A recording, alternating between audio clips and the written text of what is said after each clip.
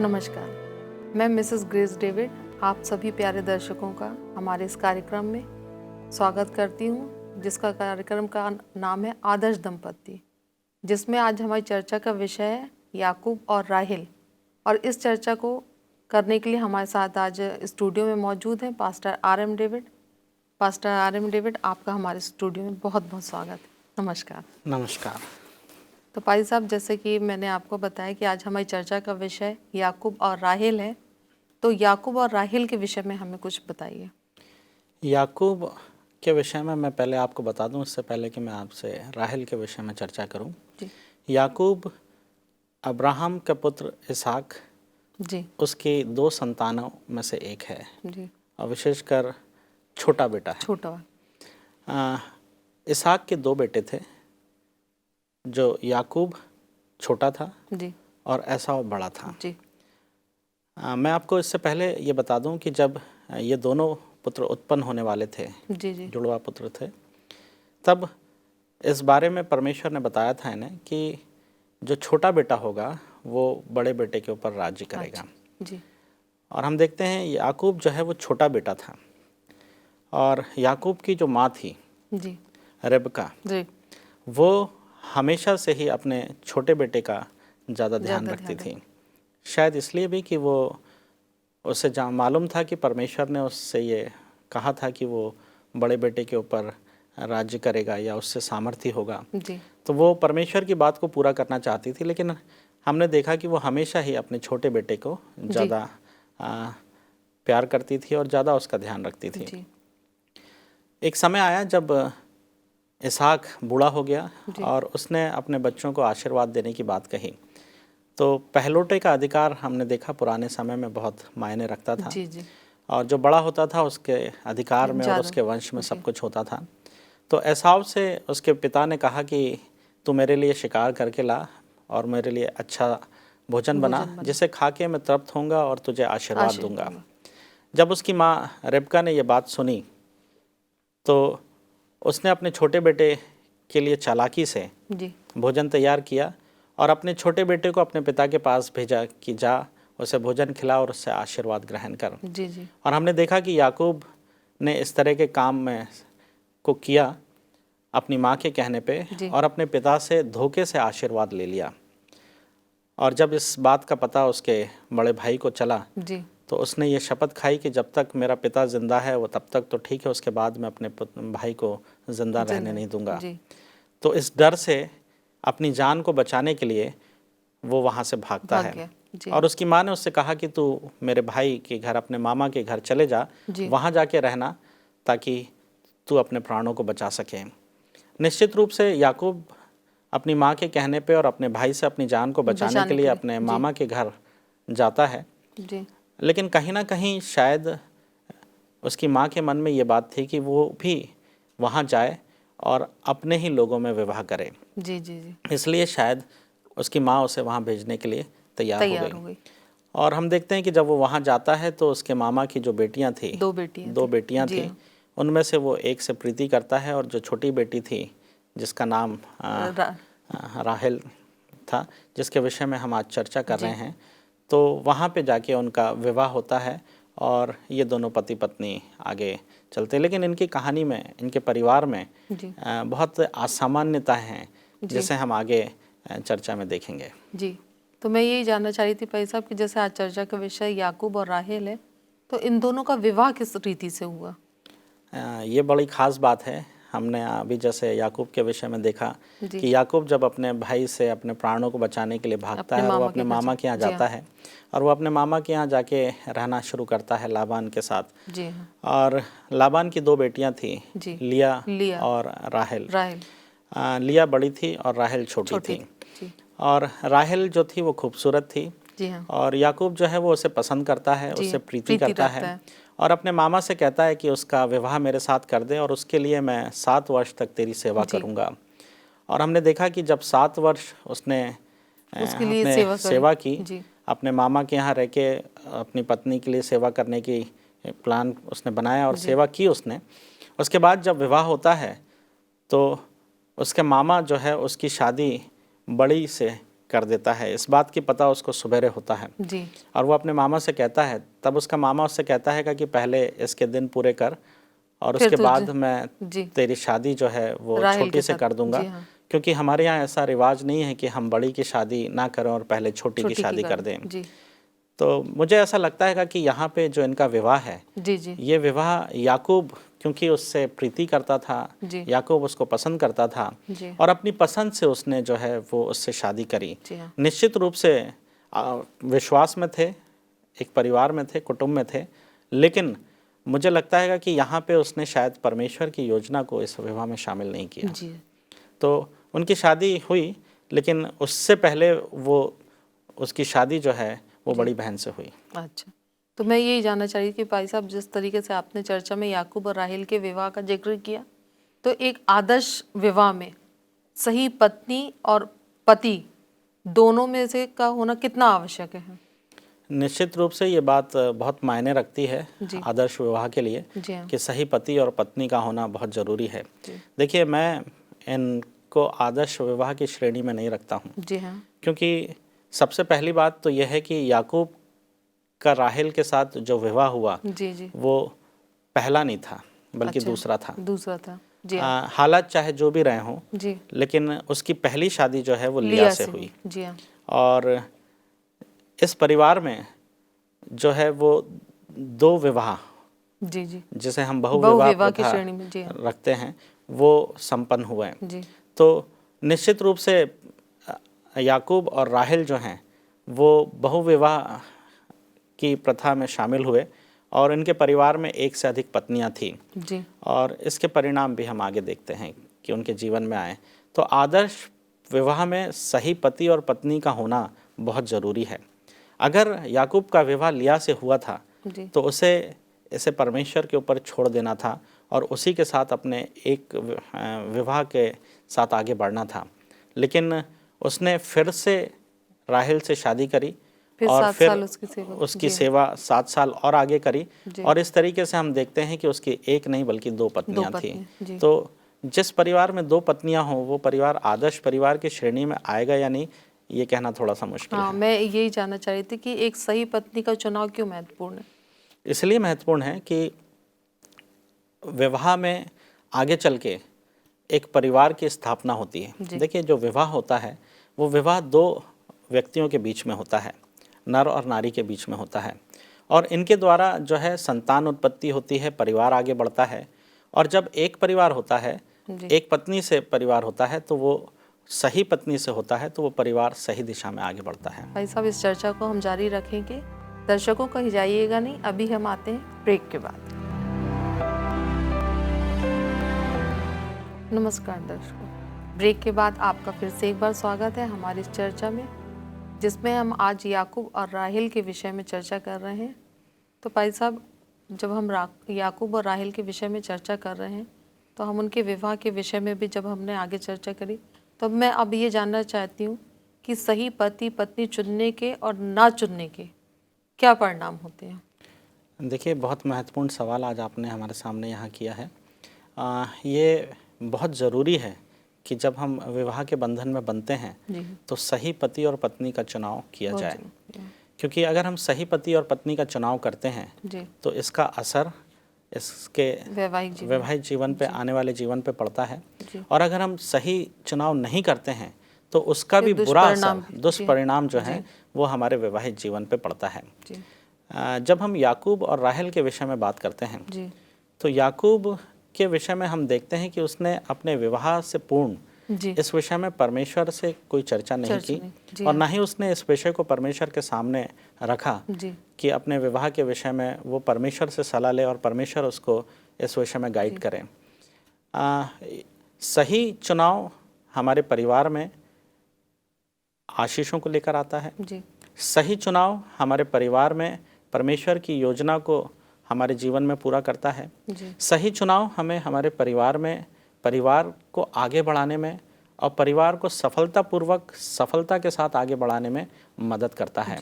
लेकिन अगर सही चुनाव नहीं किया जाए तो इसके दुष्परिणाम भी आते हैं। जी अगर सही चुनाव ना हो तो उससे जो परिवार की अशांति है वो होती है, परिवार में कलह होती है, दुख और तमाम तरह की बुराइयां परिवार में होती हैं। अगर हम राहेल के विषय में देखें, जी याकूब से उसका जो विवाह हुआ, जी उसके बाद उनके परिवार में शांति नहीं थी। निश्चित रूप से याकूब राहेल को पसंद करता था और उससे विवाह करना चाहता था, लेकिन किसी कारणवश उसका विवाह पहले राहेल से नहीं हुआ। जी हाँ, तो उसने फिर से दूसरा विवाह राहेल से किया, जी जिसका परिणाम हम उसके परिवार में आगे चल के देखते हैं। जी परिणाम नहीं बल्कि मैं दुष्परिणाम दुष्परिणाम कहूँगा कह सकते कि हैं। उनके परिवार में उसे हम आगे चल के देखते हैं।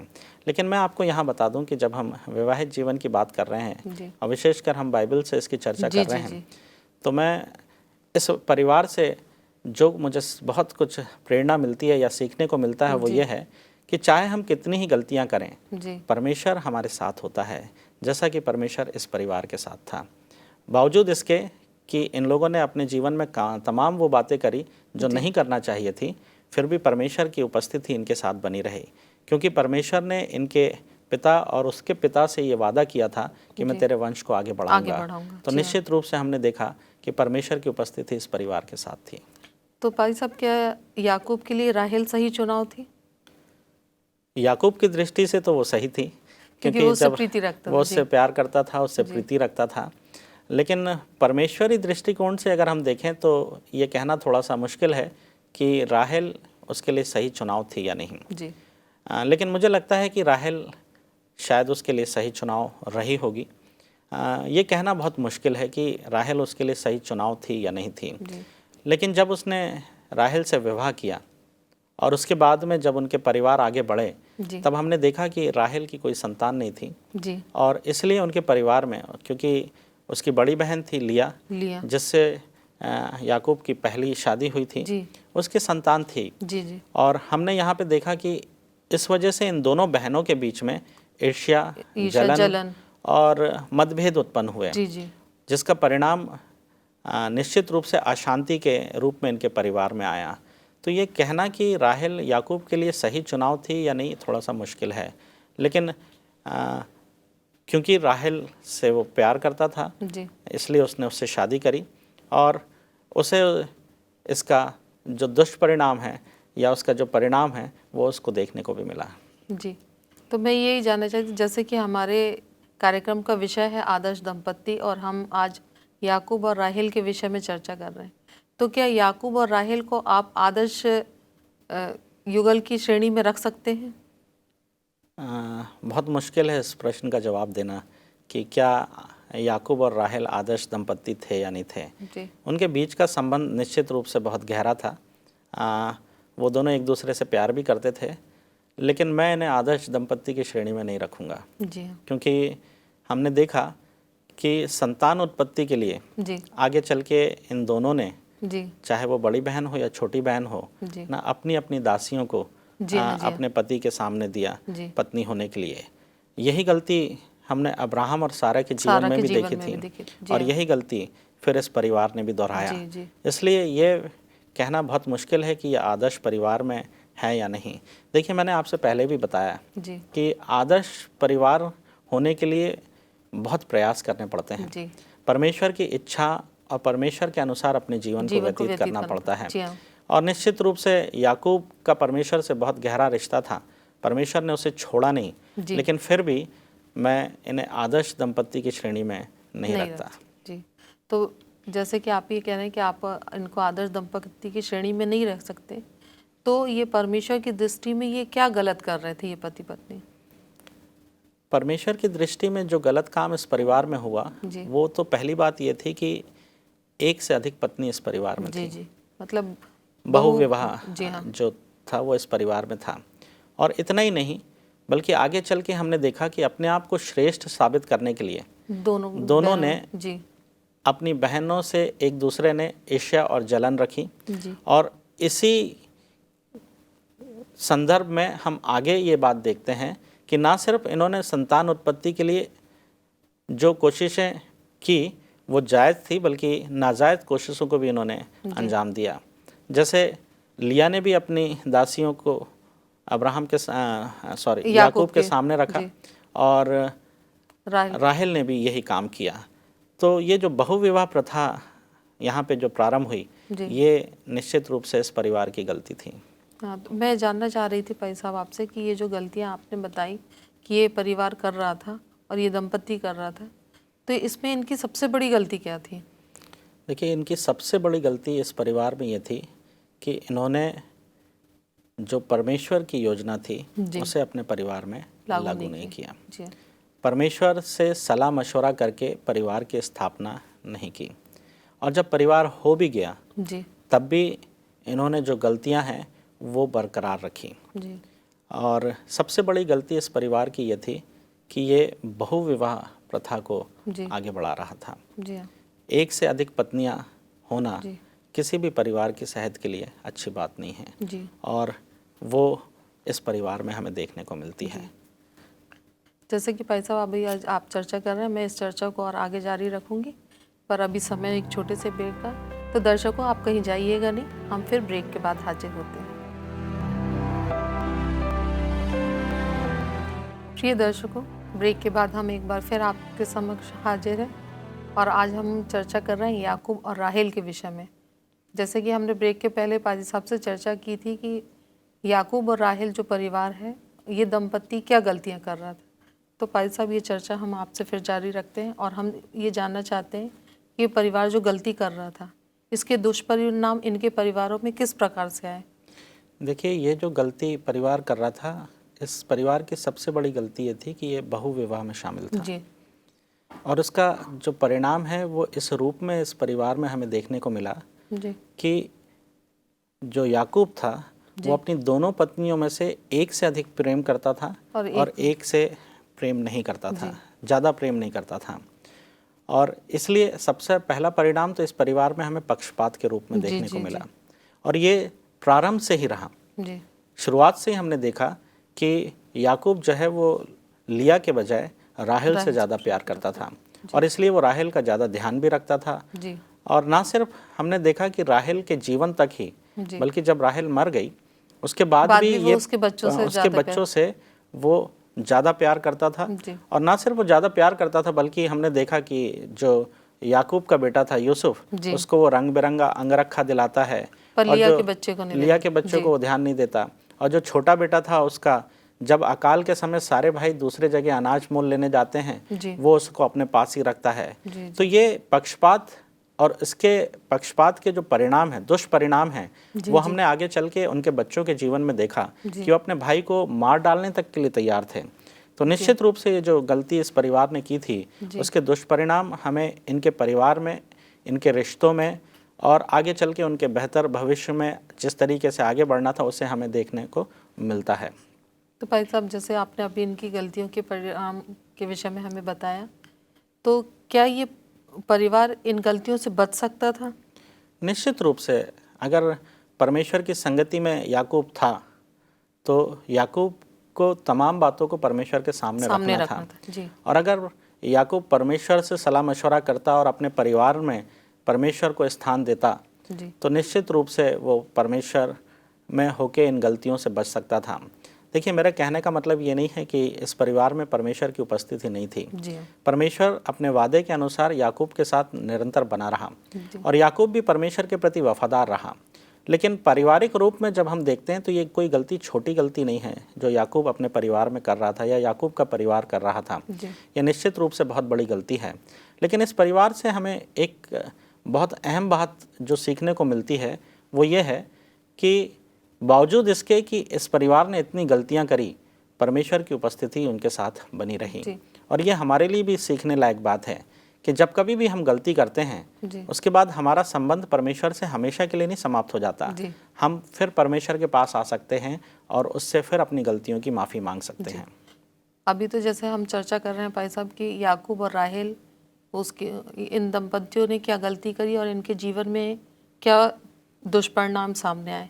अब मैं बात करती हूँ वर्तमान समय में कि वर्तमान समय में जो हम दंपति हैं, अगर इस तरीके की गलतियाँ करते हैं तो क्या परमेश्वर इन परिवारों के बीच में काम करता है? निश्चित रूप से परमेश्वर वर्तमान में लोगों के जीवन में काम कर रहा है, उसकी आत्मा हमारे जीवन में काम कर रही है। लेकिन मैं फिर चाहूँगा कि जो गलती इस परिवार ने की है ना, वर्तमान में इस तरह की गलतियां जो परिवार हैं वो ना दोहराएं, क्योंकि बहुविवाह से परिवार में क्लेश, परिवार में फूट और परिवार में अशांति उत्पन्न होती है, जिसके बहुत भयंकर दुष्परिणाम हमें देखने को मिलते हैं। और इस परिवार में भी हमने देखा कि भाई भाई के दुश्मन हो गए, यहाँ तक कि वो उसको मार डालने के लिए भी तैयार थे। और इस तरह के दुष्परिणाम जो हैं, अगर इस तरह की गलती आज आधुनिक समय में कोई भी परिवार करता है तो उसके जीवन में देखने को मिलते हैं, क्योंकि पाप का दुष्परिणाम तो हमें भुगतना ही पड़ता है। लेकिन इससे बचा जा सकता है, याकूब भी इससे बच सकता था। और आज के समय में भी जो परिवार हैं वो इस तरह के दुष्परिणामों से अपने आप को बचा सकते हैं, यदि वो परमेश्वर की संगति, उसकी सलाह और उससे गाइडेंस में और उसके मार्गदर्शन में रह के अगर वो अपने परिवार को आगे बढ़ाते हैं, वैवाहिक जीवन में उसे पहला स्थान देते हैं, तो निश्चित रूप से इससे बचा जा सकता है। भाई साहब, जैसे आपने अभी अपनी चर्चा में बताया कि इन सब से बचा जा सकता है, और जो परिवार इस तरीके से व्यवहार करते हैं तो परमेश्वर उनके बीच में किस तरीके से काम कर सकता है, ये भी आपने बताया। तो अब मैं जानना चाह रही हूँ कि विश्वास में इन परिवारों को बने रहने के लिए क्या चीज़ आवश्यक है? देखिए, सबसे पहली बात तो यह है कि विश्वास में बने रहने के लिए विश्वास की बहुत बड़ी आवश्यकता है। परमेश्वर के ऊपर विश्वास होना बहुत ज़रूरी है। पति पत्नी के बीच में अगर विश्वास नहीं है तो उसके दुष्परिणाम हमें देखने को मिलते हैं। विश्वास तभी उत्पन्न होता है जब हम परमेश्वर के ऊपर विश्वास करते हैं। बाइबल हमें सिखाती है कि विश्वास सुनने से और सुनना परमेश्वर के वचन से। तो जब हम परमेश्वर के सुनते हैं, परमेश्वर के वचन में बने रहते हैं, उस पर विश्वास करते हैं, तो हम परमेश्वर के वचन के अनुसार अपने परिवार की योजना बनाते हैं और अपने परिवार को आगे बढ़ाते हैं। तो जब हम दाम्पत्य जीवन में बंधने जाते हैं या बंधे हैं, तो हमें परमेश्वर को अपने परिवार में सर्वप्रथम देखना चाहिए या रखना चाहिए। मैं उन तमाम दर्शकों के लिए और विशेषकर उन लोगों के लिए जो दाम्पत्य जीवन में बनने जा रहे हैं, ये सलाह देना चाहूँगा कि यदि वो परमेश्वर को अपने परिवार में, अपने दाम्पत्य जीवन में सबसे पहला स्थान देते हैं, तो निश्चित रूप से परमेश्वर उनके परिवार में होता है और वो उनका मार्गदर्शन करता है। तो विश्वास बहुत ज़रूरी है। ना सिर्फ परमेश्वर के साथ विश्वास में बने रहना विश्वासियों के लिए ज़रूरी है, बल्कि विवाह को सफल बनाने के लिए आपसी विश्वास भी बहुत ज़रूरी है। संक्षेप में छोटी सी बात भाई साहब कि याकूब और राहेल से हम क्या शिक्षा ले सकते हैं? जो गलतियां ये परिवार कर रहा था उसे हम ना करें, ये शिक्षा हम इससे ले सकते हैं। भाई साहब, आपका हमारे स्टूडियो में आने के लिए और इस चर्चा में भाग लेने के लिए बहुत बहुत धन्यवाद। और इसी चर्चा को समाप्त करती हूँ, मैं चाहती हूँ कि आप एक छोटी सी प्रार्थना करें।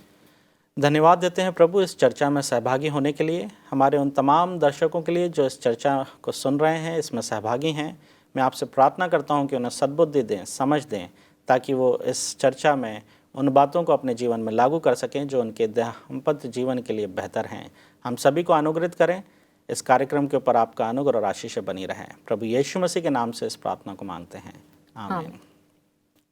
दर्शकों, जैसा कि हमने अभी चर्चा में आपसे याकूब और राहेल के विषय में बताया, तो मैं भी ये कहना चाहती हूँ कि जो गलतियाँ ये परिवार कर रहा था, वे गलतियाँ हम अपने जीवन में ना करें और परमेश्वर का भय मानते हुए उसकी समीपता में रहें। और इस कार्यक्रम के माध्यम से आप हमारे लिए प्रार्थना करते रहें। धन्यवाद।